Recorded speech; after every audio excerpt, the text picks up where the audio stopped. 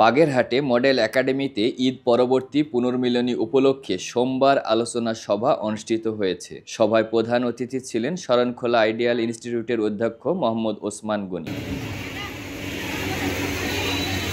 মডেলগঞ্জে এই মডেল একাডেমির আত্মপ্রকাশ তৈরি করার জন্য একটি সুস্থ শিক্ষাকে আমাদের উপহার দেওয়া প্রয়োজন। এছাড়াও সহকারী অধ্যাপক আব্দুল গফফার হাওলাদারের সভাপতিত্বে বক্তৃতা করেন বিশেষ অতিথি প্রভাষক মোহাম্মদ আবু সালেহ, মডেল একাডেমির পরিচালক ইঞ্জিনিয়ার নাহিদ মাহমুদ সহ অন্যান্যরা।